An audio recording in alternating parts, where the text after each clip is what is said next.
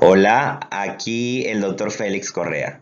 En esta ocasión estaremos hablando sobre las concepciones de la prevención y ámbitos de aplicación, pero antes pasaremos por explicar un poco sobre el proceso de salud-enfermedad. Advierto que mi abordaje será desde una concepción más holística.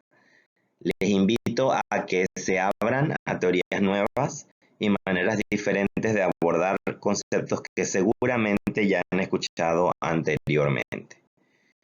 Les aseguro que les va a interesar. Así que empecemos.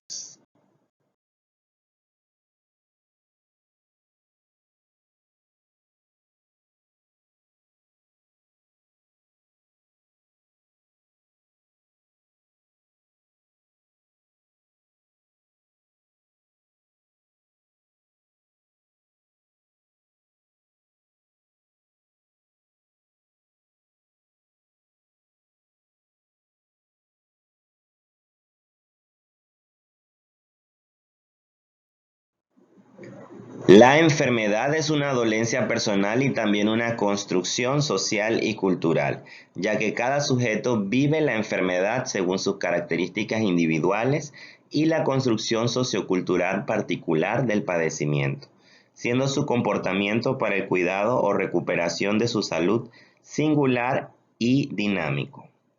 La concepción de salud y enfermedad depende de las definiciones que el común de la gente tenga sobre su padecimiento, las que condicionarán los tipos de ayuda a buscar.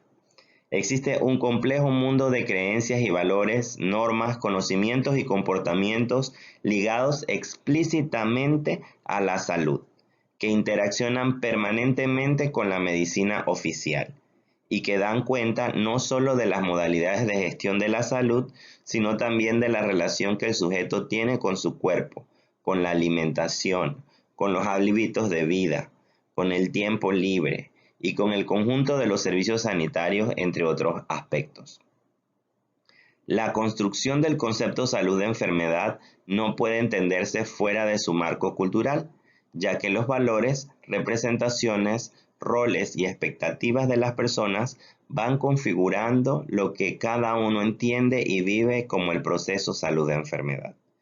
Cada sociedad y cada grupo familiar resuelve cotidianamente cómo cuidar la salud y cómo recuperarla cuando se ha deteriorado, siendo este un proceso dinámico no solo desde la propia experiencia personal, sino también en relación al contexto que la determina. El proceso salud-enfermedad humano es un proceso complejo que integra sistemas de procesos biológicos, psíquicos y sociales, y sus interacciones que forman parte de la actividad humana y que garantizan la estabilidad o la inestabilidad, la existencia o muerte del hombre y sus sistemas de relación, y donde los procesos sociales desempeñan un papel de determinación, pero no agotan ni sustituyen los procesos psíquicos y biológicos.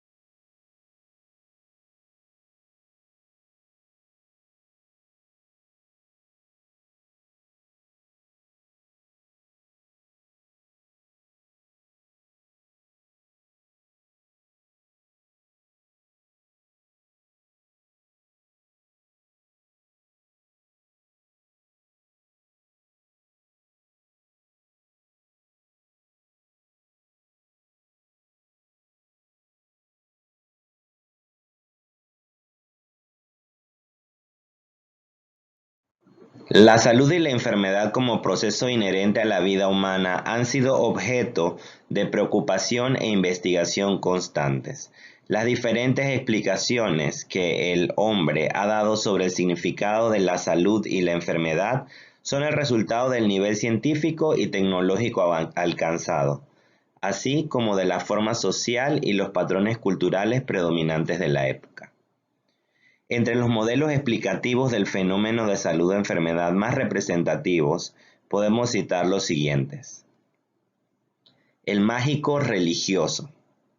La salud y la enfermedad son el resultado de fuerzas y espíritus y representa un castigo o un bien divino, un estado que pone a prueba la fe, designios divinos, fuerzas desconocidas, facilita la explicación, la aceptación y el tratamiento de la enfermedad y de la muerte. El sanitarista. La enfermedad resulta de las condiciones insalubres que rodean al individuo. Son condiciones ambientales que pueden afectarle y promueve la introducción de medidas de saneamiento ambiental. El unicausal o biologista. La enfermedad es la respuesta a la acción de un agente externo sobre el organismo. La salud implica la ausencia del agente. Se trata de un fenómeno biológico e individual. Cuenta con un agente causal, la respuesta es individual, no hay un enfoque colectivo y permite la investigación de medidas de control y de fármacos que han revolucionado el tratamiento individual de las enfermedades. El modelo multicausal o ecológico. En él, la enfermedad es causada por las influencias simultáneas o interacciones de varios factores pertenecientes al individuo, al ambiente y al agente causal de la enfermedad. Los factores del individuo, del agente o patógeno y del ambiente confluyen para generar la enfermedad. Permite considerar los diferentes factores participantes en el proceso salud-enfermedad, sobre los que se puede actuar preventivamente. El modelo social. La enfermedad se genera en las condiciones de trabajo y de vida del hombre. Forma parte de la organización social. De aquí viene el análisis de determinantes sociales de la salud, del cual hablaremos más adelante. También toma en cuenta el estilo de vida y el riesgo ocupacional. Incluye a los factores sociales en la explicación del proceso de salud-enfermedad. Finalmente, el modelo económico. La salud es un bien de consumo y de inversión. Considera importante entender los ingresos, los patrones y los estilos de vida de las personas. Incorpora el valor económico en el análisis de la salud-enfermedad. Y bueno, ustedes dirán cuál es el correcto, porque todos tenemos una religión o no la tenemos, pero también tenemos un enfoque más económico o social o multicausal. En mi caso, a partir de aquí, vamos a utilizar una combinación de modelos. Lo que vamos a ver es un ejercicio que he venido desarrollando a través de los años con lectura de la bibliografía para combinar el modelo multicausal o ecológico con el modelo social y el modelo económico. Vamos a ver cómo esto se ve en el análisis del proceso salud-enfermedad, porque definitivamente que son complementarios. Todos se refieren de lo mismo y trabajan con un insumo fundamental, que son la población, las personas. Entonces, el resto de los modelos sí tienen un enfoque tal vez divino o individual y es difícil combinarlos. Pero vamos en adelante a ver un poquito más del proceso salud-enfermedad.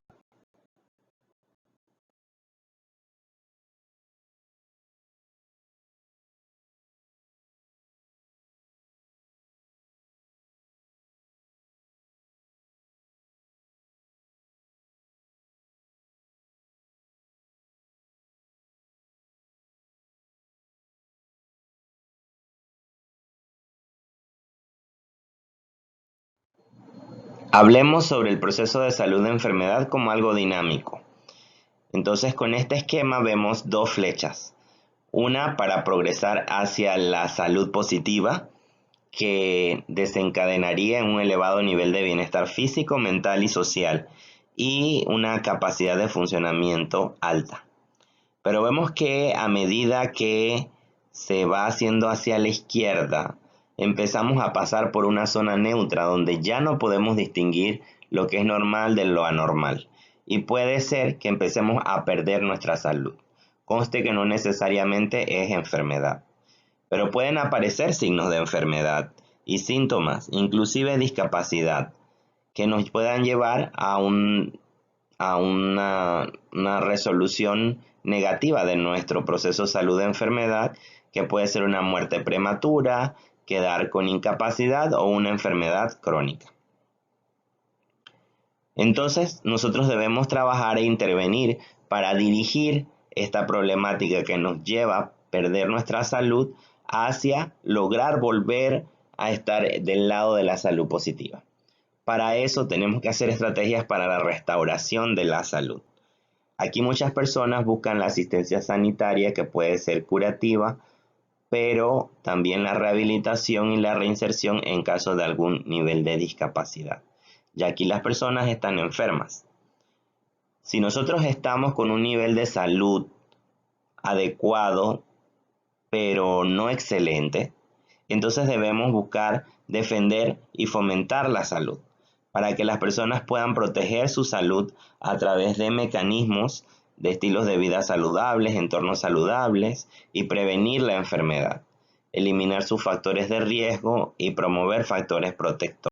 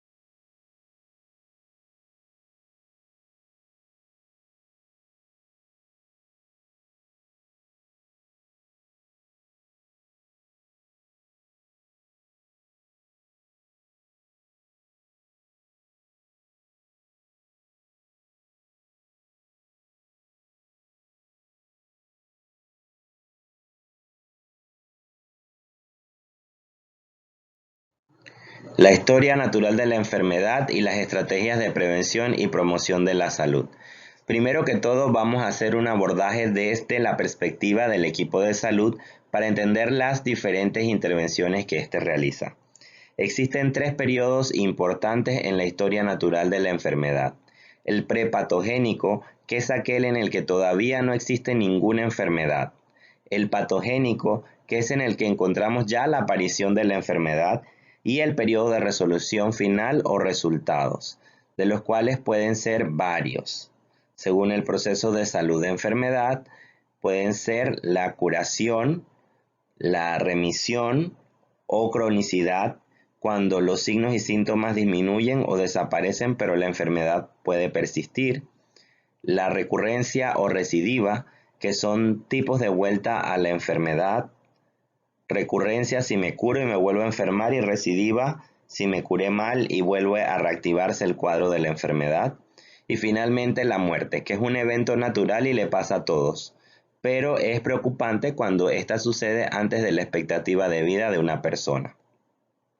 Asimismo, el periodo patogénico se subdivide en preclínico, que es antes de que aparezcan los indicios de la enfermedad. Por lo general aquí están incipientes, ocurriendo cambios tisulares, y en enfermedades infecciosas aquí ocurre el periodo de incubación de la enfermedad. También está la fase clínica, de aparición de signos y síntomas, donde si la persona busca atención médica puede ser tratada y diagnosticada. Pero cabe destacar que muchas personas acuden a atención sanitaria mucho tiempo después de la aparición de los síntomas de la enfermedad. Cada periodo se corresponde con un nivel de prevención. Así, el prepatogénico, con su primer nivel de prevención, buscaría prevenir los factores de riesgo y fomentar los factores protectores de la salud a través de educación para la salud, abogacía en salud, en temas de políticas públicas e inversión en generación de la salud. pero también en la protección específica, cuya herramienta más famosa que veremos más adelante es la vacunación. El periodo patogénico se corresponde con el segundo nivel de atención en el cual buscamos prevenir la progresión de la enfermedad. Ello se ve en la detección temprana con las estrategias de tamizaje, la cual puede ayudar a ofrecer un tratamiento oportuno. En caso de que no se logre la curación del paciente, se buscará limitar el daño para reducir complicaciones mediante el tratamiento. En la fase de resolución es muy importante prevenir las secuelas mediante el nivel terciario de prevención, que buscará rehabilitar a los pacientes que tengan algún nivel de discapacidad.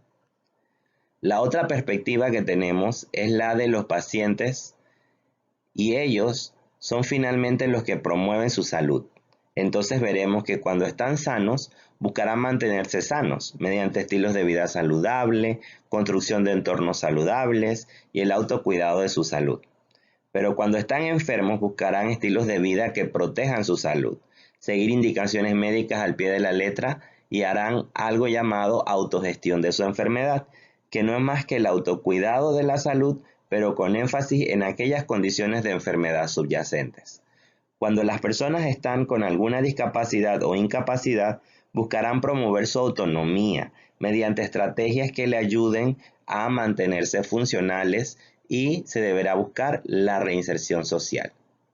Bien, con este cuadro resumimos todas las intervenciones preventivas y de promoción de la salud, así como la historia natural de la enfermedad. Pueden guardarlo, es de mi autoría. Aquí se aclaran muchas cosas porque he visto muchos autores poner la promoción de la salud como prevención primaria y hay que hacer la desambiguación del término. Las acciones que hace el equipo de salud se llaman fomento de salud. Finalmente, si las personas logran elevar su nivel de salud, lo estarían promoviendo. Así que es la persona quien lo ejerce. En otros contextos que veremos más adelante, con un abordaje todavía más social, veremos que para promover la salud frente a los determinantes sociales de la salud, se requiere una acción mucho más colectiva y menos individual para vencer las brechas estructurales que condicionan el nivel de salud de las personas.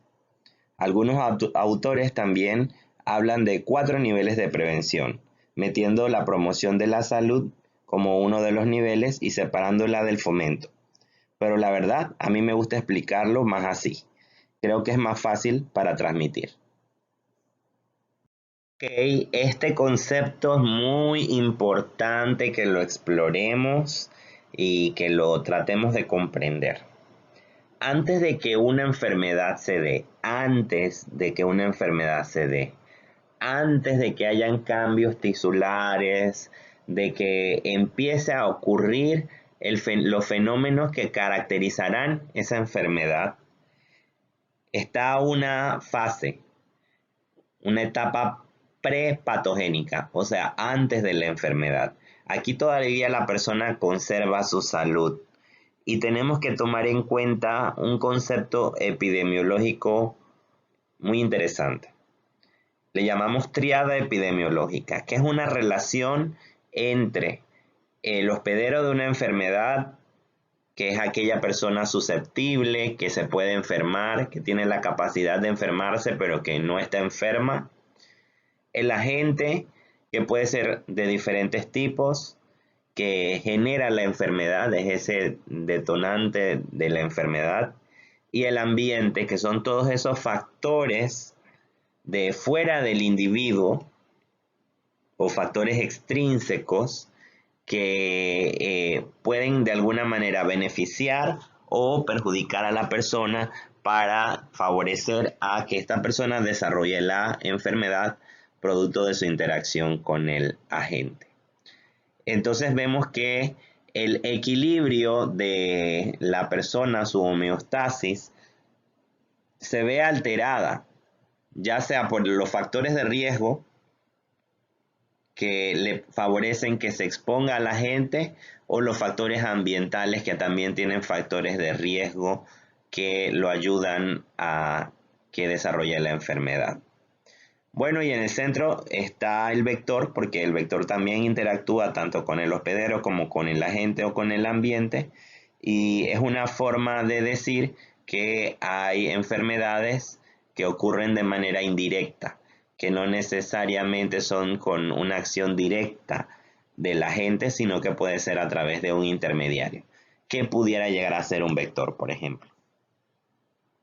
Entonces, los factores asociados con el aumento de riesgo a enfermar, desde el punto de vista del hospedero o de la persona susceptible que se puede enfermar, serían considerados factores intrínsecos. Entre ellos están los factores genéticos, el envejecimiento, las costumbres de la persona, su trabajo, la herencia genética de otros tipos que no sean sexo, raza, por ejemplo. No me gusta decir mucho raza, aunque los libros lo tienen. Por lo general tratamos de ser políticamente correctos y decir etnia. El estado civil, los antecedentes familiares, enfermedades previas que haya tenido esa persona. Los factores asociados al aumento de riesgo que tienen que ver con los agentes, que pueden ser ya sean biológicos, químicos, físicos o de índole nutricional, por ejemplo, de falta o exceso de alimentos, la radiación, el fuego, el calor, la luz ultravioleta, los químicos, por ejemplo, veneno, consumo de alcohol, el cigarrillo, que tiene sustancias químicas que producen enfermedades, o biológicos en el caso de enfermedades transmisibles como microorganismos, virus, bacterias, entre otras cosas. Dentro de los factores ambientales estarían los factores extrínsecos que mencionábamos, la temperatura, humedad, altitud, el nivel, el grado de hacinamiento, dónde vive la persona, cómo se caracteriza, si es seguro, si no es seguro, el agua que consumen, si hay o no hay agua, si es potable o no, la peligrosidad, la contaminación del aire, el ruido, las vibraciones, catástrofes naturales, temblores, entre otras cosas. Me encanta el concepto del iceberg. Supongamos que la pirámide que están viendo ahí, o el iceberg que están viendo ahí con forma de pirámide, está representando a toda la gente que compone una población específica, mucha gente, ¿sí?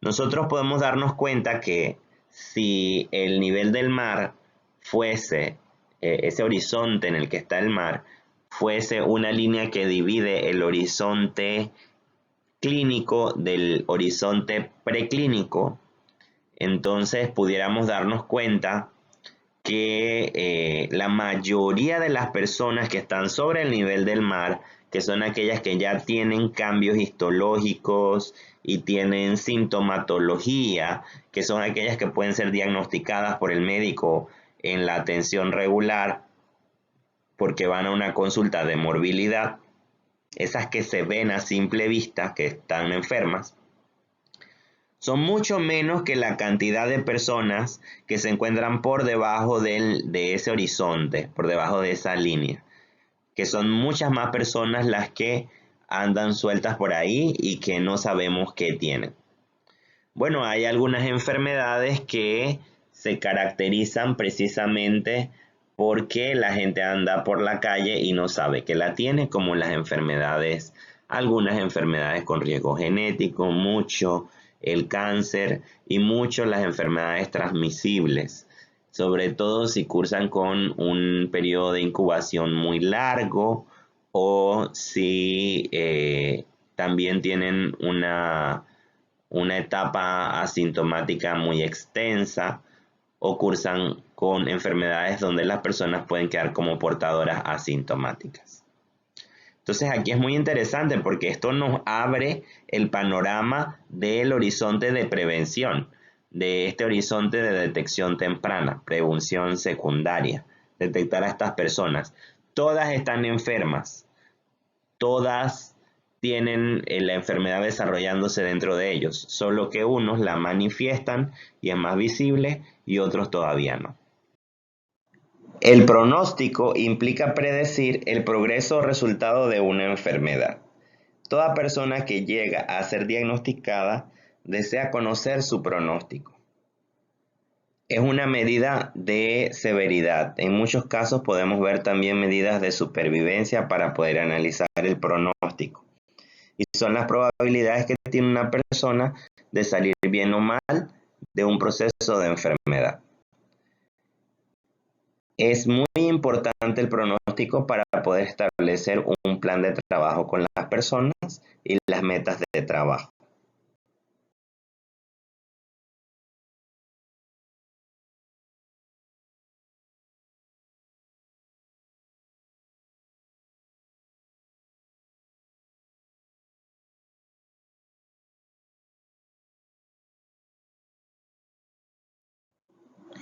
Y bueno, hagamos una revisión breve de lo aprendido. Discutimos el enfoque holístico para desarrollar el concepto del proceso salud-enfermedad. Mencionamos algunos modelos explicativos del proceso salud-enfermedad. Desarrollamos la historia natural de la enfermedad con todos sus componentes y exploramos los diferentes niveles de prevención con sus diferentes ámbitos de acción. También revisamos cómo la promoción de la salud es un aspecto transversal que corresponde más a la esfera individual y colectiva.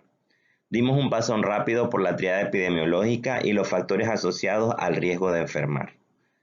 Comentamos la teoría del iceberg y finalmente destacamos la importancia del pronóstico en salud.